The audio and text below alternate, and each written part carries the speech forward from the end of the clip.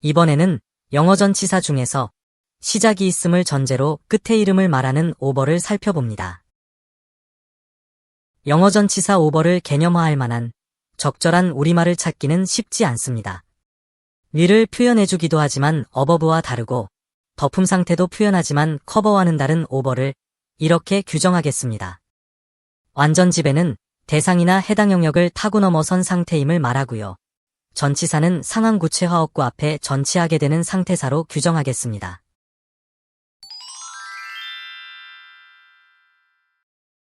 제2 언어로의 학습자에게 전치사 오버에 대응되는 우리말은 무엇이며 오버의 역할 기능과 작용 개념은 무엇이어야 할까요? 제시된 세 구문들 각각에서 오버가 표출하는 우리말 의미 사이에는 유사점이 있음을 볼 수 있는데 예문 1에서는 내일까지 이어지는 밤이라는 시간적 간격이 있고 예문 2에서는 건너갈 수 있는 계곡이라는 공간적 간격이 있습니다.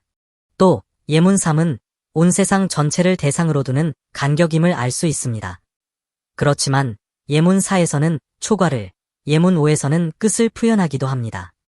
고즈 인트로의 나누기 같은 형식 표현의 나머지에도 쓰이고 예문 7에서의 오버는 분수형 나누기 표현이 되기도 합니다. 이 같은 표현에도 작용하는 오버를 하나의 개념으로 우리말화하면 어떤 우리말이 적절할지를 확인해가며 전치사 오버의 역할 기능과 그에 따른 작용 개념을 도출해 보겠습니다. 본문 1에서는 먼지가 책상을 덮고 있음을 표현해주고 있습니다. 먼지가 덮이는 정도를 책상 전부라고 밝히려고 오버를 쓴 구문 형태인데요. 본문 1의 표층 구조에서 보면 커버드의 대상인 데스크는 목적어이고 오버는 목적보어로 작용하는 오형식의 부여 구문입니다. 왜냐하면 데스크 뒤에 부가된 오버가 대상 목적어인 데스크에 되어진 상태 구체화에 관여하기 때문입니다.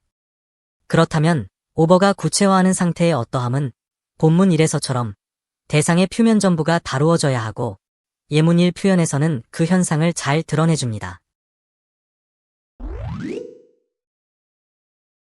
본문 2의 우리말 해석어구에서 보면 오버가 대상의 똑바로 위를 표현한 것으로 인지해야 하는데 이 해석에 의해 인지된 위라는 위치로 예문 1에서의 오버를 이해할 수 있을까요? 예문 1 표현에 사용된 어휘별로 분석해보면 동사 세일드는 배의 움직임을 말하고 있고 오버는 그 움직임의 과정을 투는 그래야만 하는 곳이 어메리커임을 지정합니다. 오버가 대상의 위라는 공간상에서의 어떠함 지정이라면 오버의 아래에 위치한 것으로 표현하는 생략된 대상은 성격상 바다이어야 하고 그래야만이 건너왔다라는 해석이 자연스럽게 느껴지게 됩니다. 여기서의 오버를 이해하기 위해 예문 2와 3, 두 표현을 비교해 보겠습니다. 두 표현 모두 강을 건너갔으므로 인지하게 되지만 오버라는 어휘만큼의 의미 차이가 나타나야 합니다. 크로스 동사는 가로지르다 정도의 의미이고 더 리버를 목적어로 가졌는데 예문 3의 경우는 강을 건넜다라는 의미를 전해주고 있지만 예문 2에서는 오버가 더 리버 앞에 전치되어 상태를 표현하기 때문에 예문 2와 3 각각을 선택적으로 발화한 표현의도가 변별되어야 합니다. 크로스 플러스 오버라는 복합어구로 보면 동사 플러스 상태 보충의 결속 같지만 크로스트는 주절의 요소이고 오버는 종속절의 요소이므로 종속절의 모든 표현 요소들은 주절에 따른 결과 표현이라서 그런 결속이 성립할 수 없습니다. 이에 따르면 표현이는 건너갔다라는 건너는 과정서술이라고 할 수 있고 오버가 없는 예문 3은 건넜다라는 건넌 사실의 서술이게 됩니다. 그렇다면 오버의 사용은 가로질러 건너갔다라는 강을 넘음 정도의 보충된 표현을 해주는 셈인데 이 넘어감이라는 의미를 받아들이면 예문 1의 오버는 어메리커와의 사이에 있는 바다를 타고 넘는 건넘의 상태 구체화가 됩니다.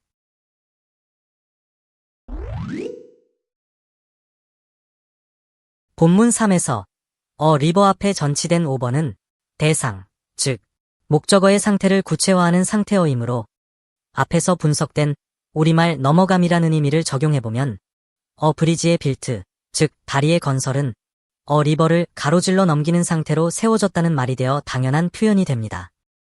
이러한 의미 표출로 이 구문이 이해되려면 예문 1 같은 펼침 구조를 설정해야 합니다. 이와 같은 분석은 심층 구조상으로 동사를 반드시 목적 대상에게 동작을 끼치게 하는 사역성으로 타동사화하고 주절주어의 능동적 행위에 따른 피역 대상의 수동 피동적 처해짐과 그것이 처한 상황에 대한 부가서술이 영어 구문형성의 기저현상임을 받아들이고 시도한 것으로서 이것은 다음과 같이 정리됩니다. 주어의 능동적 행위에 따른 의도 대상의 수동 피동화 현상이 영어 구문형성의 심층 기반에 있고 주어 플러스 동사 플러스 대상 플러스 상황 구체화 형식으로 나열됩니다. 펼침 1 같은 구조로의 분석 틀에서 보면 5번은 브리지가 처해진 수동화 상태를 구체화해주는 부가억구임을 알 수 있습니다. 그런데 일반적으로 브리지가 성립되려면 건설된 다리의 어떠함이 강을 가로지른 상태일 때 다리가 되는 것이라서 오버의 넘어감이라는 의미가 역할 개념으로 개연성이 있어 보이지만 그러나 다음 본문에서 보면 넘어감의 의미만으로는 오버의 상태 표현을 다 드러내주지는 못하는 듯합니다.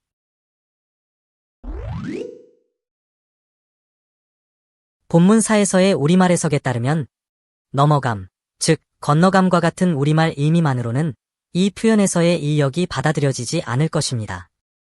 예문 1에서라면 그 넘어감이 오버에 적절해지는데 본문사의 와시트에 대한 해석 바위 때림과는 달리 예문 1 표현에서는 홈런이 된 공이 펜스를 건드리지 않고 넘어갔다고 보고 그 상태 표현을 오버로 드러냈기 때문에 앞에서 분석해본 건너감만으로는 온전히 충족되어질 수 없을 것입니다.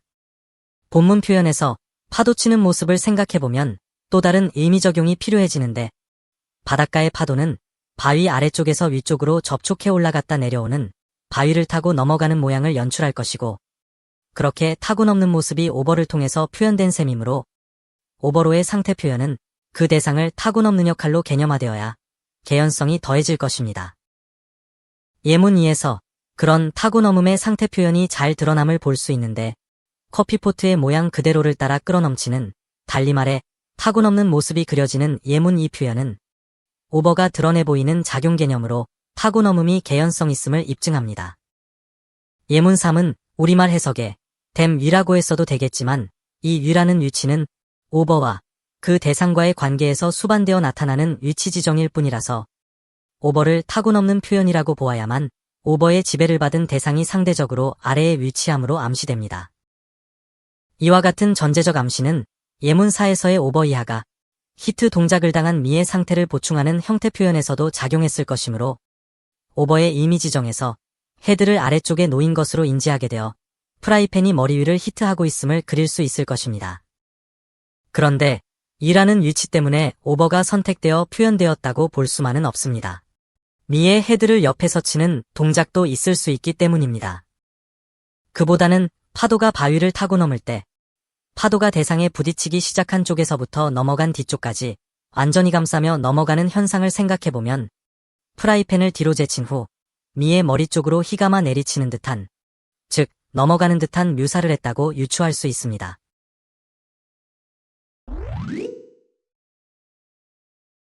본문 5 표현에서 패스 오버 더 워더 행위는 무엇이 하는 것일까요? 다시 말해 패스 동작을 하는 당사자가 더 섀도우인가요? 클라우드인가요? 만약 클라우드가 동작 행위자이면 오버 더 워더, 즉 물 위에 허공을 지나가는 구름이 됩니다. 실제로 구름은 호수의 물보다는 위쪽 위치에서 흘러가기 때문입니다. 그러나 본문 5의 해석대로라면 클라우드는 오브 전치사의 의미 지정을 받고 있어서 앞터 섀도우를 해거로 둔 출처로 한정된 보충어일 수밖에 없습니다. 따라서 패싱하고 있는 당사자는 더 섀도우이며 물에 비추어진 상태이므로 오버가 위쪽에서가 아니라 물속 아래에서 호수를 건너감을 말한 것이 되는데 앞에서 도출한 타고 넘음을 오버에 적용하면 호수의 한 끝에서 다른 끝으로 흐르는 상태가 표현되어져 오버가 대상인 더 워더, 즉 호수 전부를 완전히 지배하는 듯한 상태 표현에 작용한다는 것이 됩니다.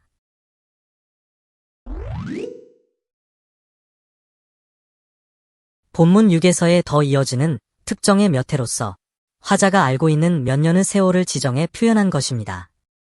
이 표현에 대한 우리말 의미는 몇 년 동안으로 바뀌게 되는데 본문에서처럼 오버의 표현이 동안이라는 간격을 드러내려면 한쪽 시작점에서 다른 쪽 끝점까지 모두를 지정해주는 역할 기능이 이 어휘의 개념에 작용하고 있어야 합니다. 해당하는 기간 모두를 지배하는 역할이 그것일 수 있으며 형태적으로는 이쪽에서 저쪽으로 이어져 있음을 추정해보면 예문 1의 표현에서 그 형체를 그려볼 수 있게 됩니다. 예문 1에서는 양쪽의 가로수들이 서로 가지를 뻗어 연결되어 있음을 표현했는데 오버는 그 연결을 표현해주고 있고 오버의 대상인 더 로드는 나뭇가지들이 연출한 동그나치 모양 아래에 위치되기 때문에 더 로드는 지배를 당하는 꼴로 그려질 수 있습니다. 예문 2 표현에서도 전치사 오버의 완전 지배적 상태 표현의 역할이 있음을 받아들여보면 나무를 타고 넘는 바람결에 의해서 완전히 지배당한 나무의 쓰러짐 상태를 오버로 표현했다고 이해하게 됩니다.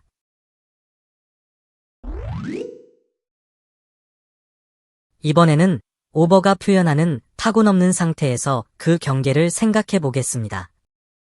펼침 1에서의 My head was pulled는 주절의 행위에 대한 종속절의 심층적 처해짐입니다. 그리고 it was는 그 수동 상황을 지정하고서 오버 이하로 그 상태를 구체화한 것입니다. 오버에 의해서 지배당한 대상이 my eyes이므로 눈은 모자 속으로 들어가 있게 됩니다. 다시 말해서 모자는 눈이라는 경계를 타고 넘어 씌워져 있다는 표현이 됩니다. 예문 2의 표현 의미에서 보면 지출과 소득과의 관계는 지출이 소득과 같거나 작아야만 합니다. 왜냐하면 오버의 타고 넘음의 상태는 초과를 표현하기에 충분하기 때문입니다. 또 예문 3과 4 같은 오버의 의미 지정은 예문 5에서도 연계시킬 수 있습니다. 예문 5 표현에서는 물이 이미 무릎을 넘어선 상태라서 무릎을 경계로 보면 초과 상태입니다.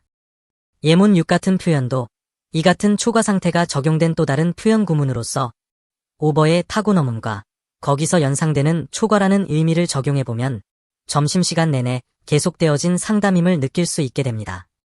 오버가 대상을 전치 수식하면 그 대상 런치를 지배하는 상태가 되어 초과로 인지될 수밖에 없으므로 동사 디드의 동작에 따라 드러난 비즈니스의 행해짐은 업무시간을 넘어 점심시간까지 지배하는 초과하는 행태이게 될 것입니다. 지금까지의 분석에서 드러난 오버의 역할 기능과 작용 개념은 이렇습니다. 첫째, 오버는 끝에서 끝까지를 이어가는 상태 표현을 합니다. 둘째, 오버에 의한 이어짐은 발생한 간격을 남김없이 지배하는 꼴이 됩니다. 셋째, 오버에 의한 지배는 유형 무형의 간격을 타고 넘는 행태로 인지됩니다. 이제는 도출한 오버의 역할 기능과 작용 개념으로 완전 지배 전치사 오버의 사용이 자유로워지시기 바랍니다. 구독을 눌러두시고 또 다른 어휘 분석도 놓치지 마세요. 이러한 문법 분석이 낯설거나 어려우시면 반복해보세요. 영어가 새롭게 다가올 것입니다. 자세히 보시려면 출판되어 있는 전자책과 종이책을 활용하세요. 물론 홈페이지에서는 무료로 보실 수 있습니다.